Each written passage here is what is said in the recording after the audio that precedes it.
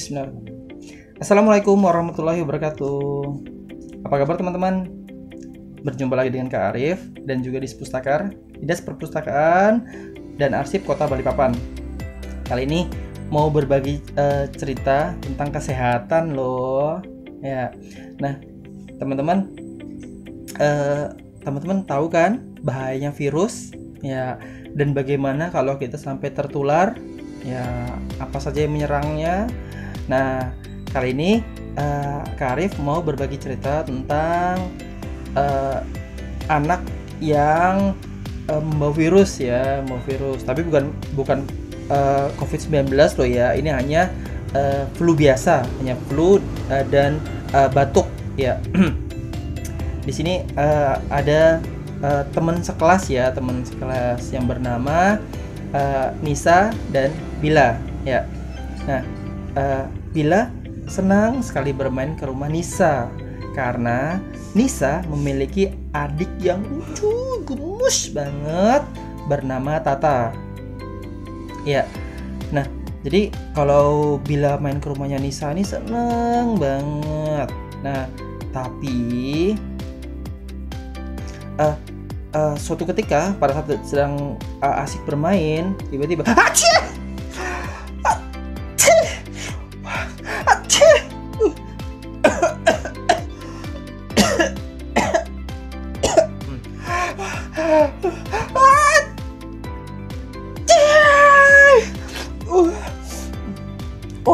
ya.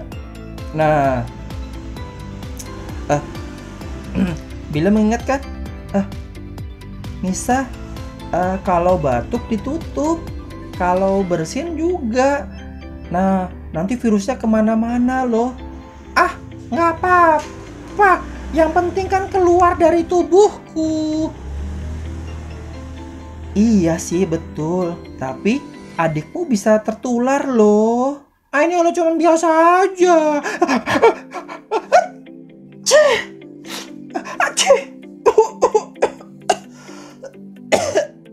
Ya, benar.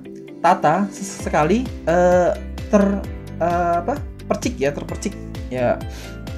Jadi sedang bermain, wah, lagi megang boneka juga. Wah, kena bonekanya, dipegang oleh Tata ya. Nah, Tata gemes sama boneka tersebut.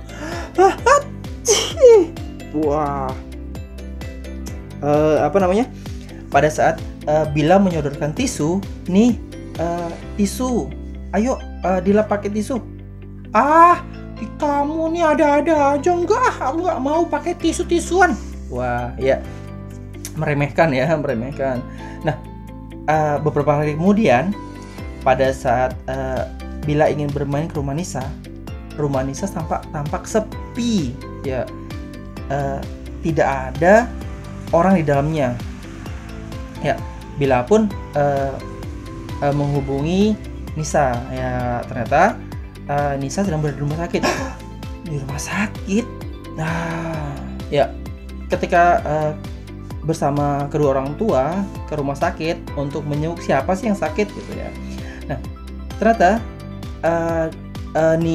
Nisa berada di sebelah Tata ya. Nah, Bila yang melihat kemarin bersin, batuk tidak ditutup gitu kan. Nah, ternyata bukan Nisa yang sakit, ternyata Tata ya. Tata adiknya Nisa ya, itu yang sakit.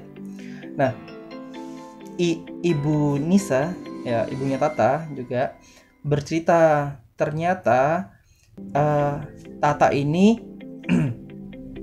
ada radang dan kemudian menyumbat di paru-paru ya. Ada lendir yang tidak bisa keluar melalui mulut dan hidung, sehingga harus dikeluarkan dengan bantuan uap ya, diuap gitu. Nah, iya, kasihan ini adekku jadi kena, padahal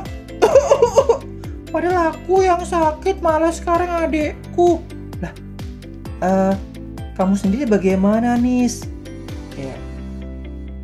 Apakah kamu baik-baik saja? Aku sih nggak apa-apa, masih bisa keluarin lewat dahak. Tapi adikku nggak bisa. Ya, nah, Nis, aku juga pernah baca buku bahwa saat bersin sebenarnya tubuh kita sedang mengeluarkan kuman-kuman penyakit. Nah, kalau misalkan kita tutup dengan tisu, tisunya kita buang, kumannya berpindah ke tisu dan tidak menularkan. Tapi kalau misalkan tidak kita tutup, bisa menempel di tubuh orang lain kuman penyakitnya. Nah, sehingga orang lain juga pada saat imunitasnya rendah, mereka bisa tertular. aku sekarang kalau batuk sama pilek ditutup kok. Nah, karena itulah sekarang Nisa menyesal ya, karena kemarin dia menganggap remeh dan malah adiknya sendiri yang tertular, dan adiknya yang sekarang sakit dan harus dirawat di rumah sakit dan harus diuap. Berarti ada alat masuk ke hidung dan mulut mengalirkan oksigen. Nah, ada obat yang dimasukkan sehingga mengencerkan lendirnya dan bisa keluar melalui hidung, mulut, dan juga keringat. Nah, seperti itu. Ya. Nah, ini ada fakta-fakta menarik tentang bersin. Ya. Selain bunyinya hachi, ya. Nah, ini ada fakta-faktanya nih. Ya. Nah, pada saat kita bersin, ya, berarti kan keluar dari hidung dan mulut pada saat bersin. Nah, ya. Nah, pada saat kita bersin, ya, pada saat kita bersin, denyut jantung itu faktanya berhenti. Tapi pada saat kita sudah selesai bersin, ya, detak jantung normal kembali. Lalu kemudian kekuatan bersin, bersin ternyata juga ada kekuatannya. Jadi saat bersin, lendir atau benda asing yang berada di mulut dan hidung akan keluar dengan kecepatan 100 mil per jam, ya. Nah, jadi jika bersin terlalu kuat bisa membuat dada sakit, ya. Nah, teman-teman, ada nggak teman-teman yang pada saat bersin ditahan? Ya, nah teman-teman, itu ada bahayanya loh. Nah, jadi pada saat kita bersin itu kalau misalkan kita tahan, ya, nah tubuh harus menahan tekanan kuat, ya. Jadi pertama harus kita keluarkan, malah tertahan di sini, kembali ke dalam saluran pernafasan. Nah, tekanan tersebut bisa menyebabkan kerusakan pada gangguan pada gendang telinga. Nah, pada gendang telinga, ya, gendang telinga, dan juga dapat resiko pecah pembuluh nadi, ya. Nah, di leher dan di kepala. Jadi kalau misalkan teman-teman ingin bersin, jadi lebih baik dikeluarkan saja, hachi, gitu ya, hachi, gitu ya. Dan jangan jangan ditahan.